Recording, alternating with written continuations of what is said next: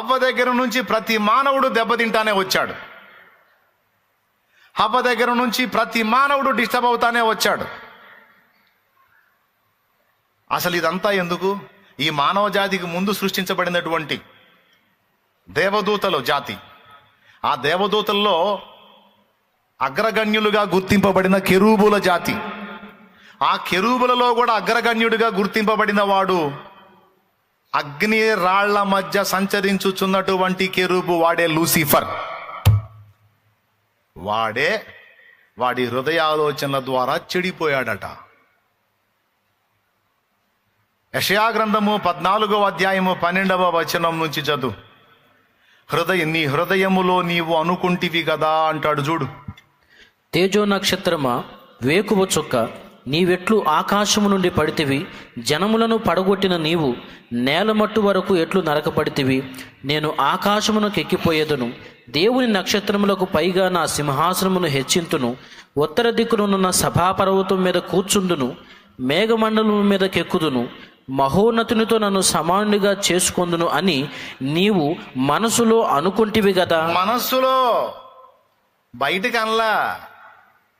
ఇదంతా స్కెచ్ మనసులో గీసుకున్నాడు, హృదయంలో, ఆలోచనల్లో, తలంపుల్లో గీసుకున్నాడు. ఆ గీసుకున్న ఆ తలంపులకే కేసు రాశాడు దేవుడు. ఇలా అనుకున్నా నువ్వు అలా ఎందుకు అయ్యావురా? ఇప్పుడు నేల మట్టుకు నరకబడి పాతాళమునకు త్రోయబడ్డావు, నరకములో ఒక మూలకు నెట్టబడితివే. చూడడి, వాడు అవన్నీ చేశాడా, జస్ట్ అనుకున్నాడా? అనుకున్నాడు. రైట్. బబులోను రాజైన నెబుకద్నెజరు వాడు కోట ప్రాసాదం మీద తిరుగుతూ ఏమనుకున్నాడు? ఆహా, ఈ బబులోను సంస్థానం, ఈ రాజకోట వైభవం అంతా నా మహిమ కదా అనుకున్నాడు. మనసులో అనుకున్నాడంట. పాపడు బయటికి కూడంలా. ఈ తలంపులు ఏడబుట్టినాయి? హృదయంలో, మనస్సులో తలంపులు పుట్టినాయి. పుట్టినందుకు గాను స్వరం వినబడింది. చదువుకోవచ్చు, ప్రాబ్లం ఏం లేదు. ఏడబుట్టింది ఇప్పుడు? వీడికి ఏడబుట్టింది తెగులు? మీకు దండం పెడతా, పెద్దగా చెప్పండి. హృదయంలో అనండి, మనసులో అనండి, తలంపుల్లో అనండి. హృదయంలో నుంచి ఆలోచనలు వస్తాయి, తలంపుల్లోంచి, మనసులో నుంచి కూడా ఆలోచనలు వస్తాయి. హృదయాలోచనలు అంటారు, మనసు యొక్క ఆలోచనలు అంటారు, తలంపుల్లో ఆలోచన అంటారు. అన్నీ అన్నదమ్ములు అనుకోండి, మొత్తం కలిపి దాదాపు ఒకే అర్థంతో కూడినవి. హృదయం యొక్క తలంపులు, మనసు యొక్క తలంపులు. వాడు మనసులో అనుకున్నది కేసు అయింది. ఒక స్త్రీని మోహపు చూపుతో చూసి వాడు ఎక్కడ చూశాడు? హృదయంలో చూశాడు. హృదయంలోనే వ్యభిచారం చేసినట్టు కేసు రాశాడు. స్తోత్రం.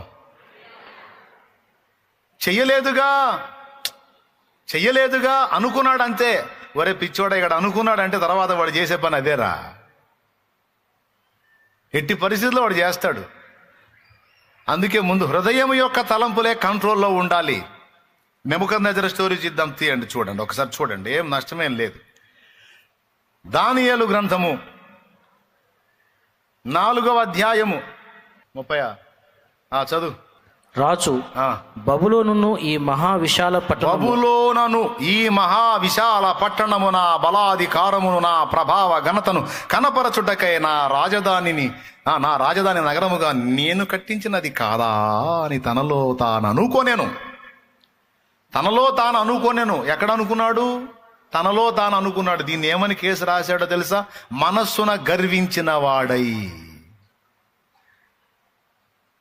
కేసు రికార్డ్ అయిపోయింది, ఎఫ్ఐఆర్ నమోదు అయిపోయింది. దేవునికి స్తోత్రం కలుగునుగా. జస్ట్ మనసులో అనుకున్నాడు, తనలో తాను అనుకున్నాడు. బయట ఎవడికి చెప్పను కూడా చెప్పలా. మళ్ళీ ఆహా ఈ పట్టణం, ఈ వైభవం, ఆహా ఇదంతా అయిపోయిందా? ఆ తర్వాత ఏం జరిగిందో చదువు. రాజు నోట ఈ మాట ఉండగా ఆకాశము నుండి ఒక శబ్దము వచ్చెను. ఏదనగా, రాజుకు నెబుకద్నెజరు, ఇదే నీకు ప్రకటన, నీ రాజ్యము నీ యొద్ద నుండి తొలగిపోయెను. చదువు. తమ యొద్ద నుండి మనుషులు నిన్ను తరిమెదరు. ఒరే, ఏ మనుషులను చూసి నువ్వు అతిశయపడ్డ వాళ్ళు నిన్ను తరుముతారు. నీవు అడవి జంతువుల మధ్య నివాసము చేయుచు పశువుల వల్లే గడ్డి మేసెదవు. సర్వోన్నతుడగు దేవుడు మానవుల రాజ్యం పైన అధికారి అయి ఉండి తానెవనికి దానిని అనుగ్రహింప నిశ్చయించునో వానికి అనుగ్రహించునని నీవు తెలుసుకున్న వరకు 7 కాలములు అనగా 7 సంవత్సరములు నీకు ఇలాగు జరుగునని చెప్పాను. అయిపోయింది, బుక్ అయ్యాడు. నిజంగా 7 ఏళ్ళు అతను అడవి జంతువుల మధ్యలో ఉంటాడు. గోళ్ళు పెరుగుతాయి, జుట్టు పెరిగింది పిచ్చోడ్లాగా. తర్వాత వాడి పిచ్చి కుదిరిన తర్వాత, వాడి మనసు సరిచేయబడ్డ తర్వాత మళ్ళా రాజు అవుతాడని చెప్తాడు. ఊరక మనసులో అనుకున్నందుకు 7 ఏళ్ళు కేసు, 7 ఏళ్ళు శిక్ష పడింది వాడికి, జైలు శిక్ష పడ్డట్టు పడింది. STS కేసు పడిందంటే ఎన్నేళ్ళు పడుతుంది? మినిమం 7 ఏళ్ళు పడింది. దేవునికి స్తోత్రం, హల్లెలూయా. అట్లాంటి శిక్ష, అలాంటి టైప్ పడ్డది వీడికి, నెబుకద్నెజరు అనేవాడికి. చూడండి, బయటికి అన్నాడా? మనస్సున నోట ఉండగానే, ఆ మాట నోట బయటికి రాలే, ఇంకా నోట్లో ఉండగానే. ఓకేనా? ఎట్లా బుక్ అయ్యాడో చూడండి. సాతాను ఎట్ట బుక్ అయ్యాడో చూడండి. హవ్వ హృదయంలో ఉన్న తలంపులను బట్టి ఎట్ట బుక్ అయిందో చూడండి. ఇంకెన్ని చెప్పాలి? సరిపోయింది అనుకుంటున్నాను నేను. ఇవన్నీ ఎక్కడి నుంచి వచ్చినాయి? హృదయములో నుండి, మనస్సు యొక్క తలంపులలో నుండి వచ్చినాయి. వాటిని ఎంత తీవ్రంగా తీసుకుంటున్నాడో, వాటి ఫలితం ఎంత భయానకంగా ఉందో. ఏబు సంగతి చూస్తే, నా భార్య ఇంత బాగా చూసుకుంటుంది, నన్ను ఇంత బాగా చూసుకునే నా భార్య రివర్స్ అయి నువ్వు సావా అంటదేమో. పనికి మాలిన తలంపు. నా పిల్లలు 10 మంది పచ్చపచ్చగా కళకళలాడుతున్నారు. రోజు ఒకళ్ళ ఇంట్లో ఫంక్షన్ చేసుకుంటున్నారు. ఇక వాళ్ళకి ఫుల్ సౌండ్, ఇక వాళ్ళకి రెండో పని లేదు. రోజు ఒకళ్ళ ఇంట్లో ఫంక్షను. ఒక ఇంట్లో గొర్రెను కోసి, ఒక ఇంట్లో బర్రెను కోసారు అన్నట్టు. దేవునికి స్తోత్రం. ఇంక రెండో డ్యూటీయే లేదు, డైలీ ఒకళ్ళ ఇంట్లో ఫంక్షన్. దేవునికి స్తోత్రం. ఇంత పండగ చేసుకుంటున్నారు రోజు మా పిల్లలు. వీళ్ళకి ఏమన్నాయి, మొత్తం పోతారేమో, అలా అయిద్దేమో, ఇలా అయిద్దేమో. ఈ బాణాలన్నీ ఎవరి?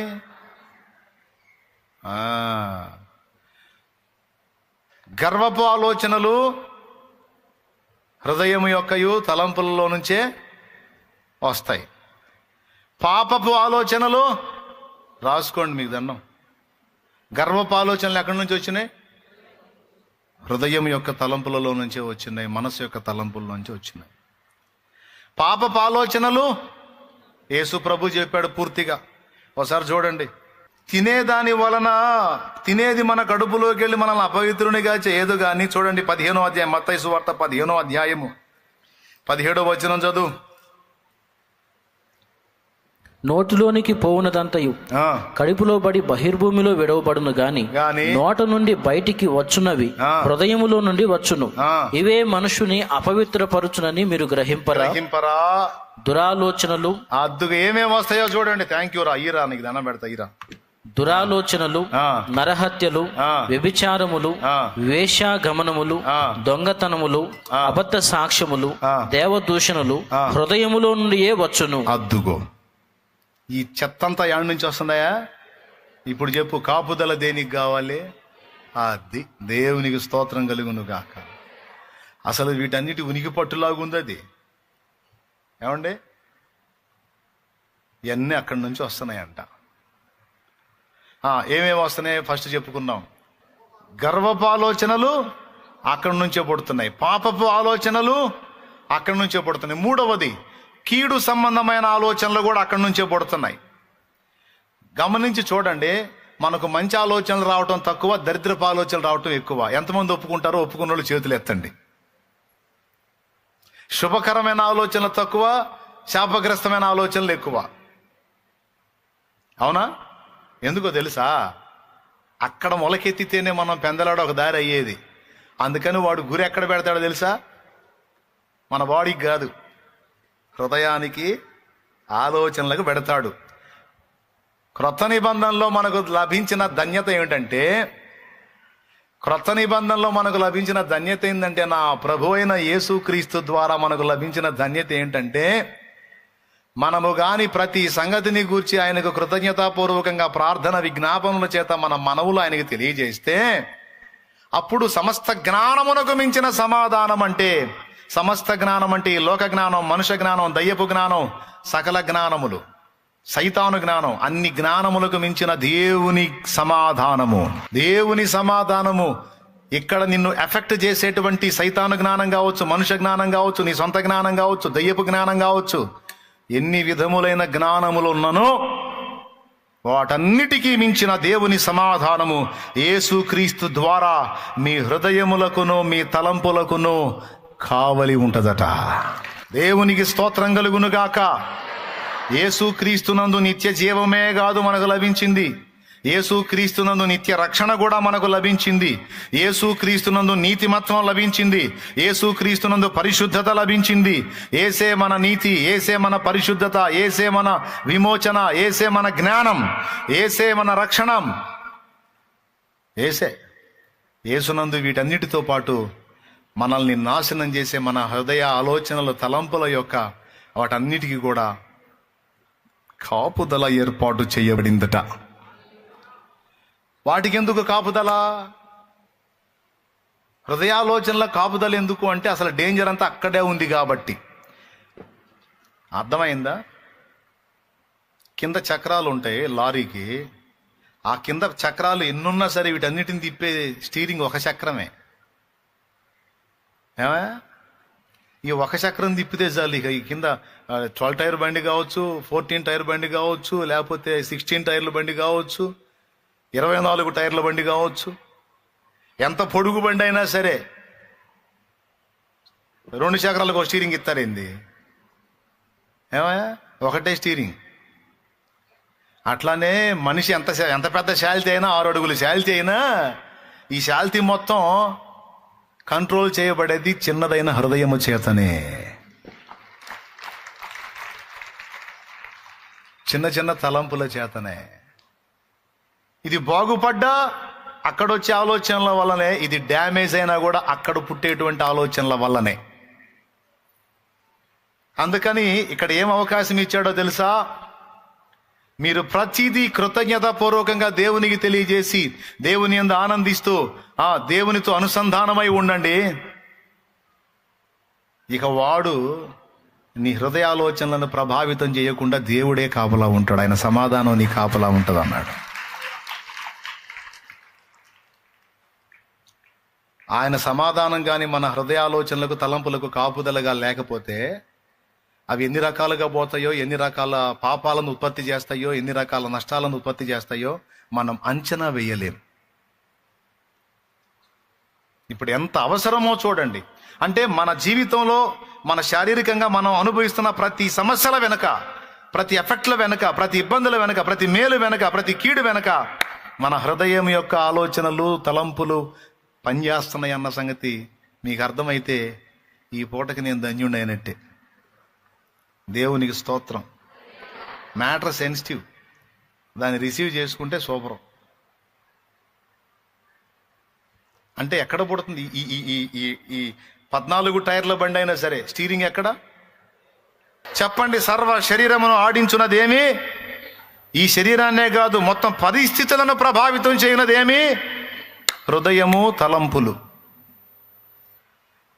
ఇవి మన లోపల పుట్టి మన బయట ఉన్న ప్రకృతిని కూడా కంట్రోల్ చేస్తాయంట. అది ఆశ్చర్యకరమైన విషయం. ఎలా చెప్పగలవు ఈ మాట అంటే, ఏబు గుండెల్లో పుట్టిన ఆలోచన, ఏబు బయట ఉన్న భార్యని, ఏబు బయట ఉన్న పిల్లల్ని, ఏబు బయట ఉన్న ఒంటెల్ని, ఎడ్లని, పశువుల్ని, సమస్తాన్ని, దాసదాసి జనాంగాన్ని ఎలా ఎఫెక్ట్ చేయగలిగినాయి? అలా ఎఫెక్ట్ చేయగలిగింది ఏంటి? ఏబు యొక్క ఆలోచనలని ఏబే చెప్పాడు. 3:25 ఏది వచ్చునని నేను బహుగా భయపడితునో. ఎన్నిసార్లు చెప్పానో ఈ వచనం. అదియే నాకు సంభవించుచున్నది. నాకు భీతి పుట్టించినదే నా మీదికి వచ్చుచున్నది. అదుగో. అంటే అక్కడ కాపుదల లేదు, అక్కడ విచ్చలవిడిగా ఆలోచనలు చేశాడు, విచ్చలవిడిగా తలంపులు కలిగి ఉన్నాడు.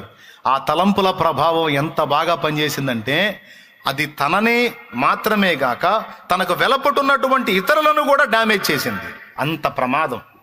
ఒకవేళ వినండి, ఒకవేళ ఆ హృదయము, ఆ తలంపుల యొక్క ఆలోచనలు దేవుని అదుపులో ఉండి అవి ఆశీర్వాదకరమైనవై ఉన్నట్లయితే అవి కూడా నిన్ను ప్రభావితం చేస్తాయి, నీకు వెలపట్టున్న వ్యక్తులని, పరిస్థితులను కూడా ప్రభావితం చేస్తాయి. ఏ విధంగా? అనుకూలంగా, ఆశీర్వాదకరంగా. అది రహస్యం. అర్థమైందా? అవి బెటర్, మంచివై ఉంటే, ఆశీర్వాదకరమైనవై ఉంటే, అవి దేవుని మూలమై అయినవై ఉండి నీ హృదయంలో అలాంటి ఉత్పత్తులు ఉన్నట్టయితే, నీ తలంపుల్లో అలాంటి ఉత్పత్తులు ఉంటే, అవి మనంతటా మనకు రావులే. దేవుడు దయదాల్చాలి తప్ప మనకు వచ్చేయన్ని దరిద్రపు ఆలోచనలు, కీడుకరమైన ఆలోచనలు, నష్టకరమైన ఆలోచనలు, పనికిమాలిన ఆలోచనలు, పాపిష్ట ఆలోచనలు, ఇన్నని ఏం చెప్పేదిలే. దేవునికి స్తోత్రం. మన నుండి ఉత్పత్తి అంతా కూడా ఆయనే చెప్పాడు కదా. ఆదికాండము 6వ అధ్యాయము 5వ వచనంలో, నరుల హృదయాలోచన, వారి తలంపుల్లోని ఊహంతయు కేవలము చెడ్డది, క్లియర్గా రాసుంది. మరి ఏదన్నా మనకి మంచి ఉత్పత్తి కావాలంటే ఎలా ఉత్పత్తి అయింది?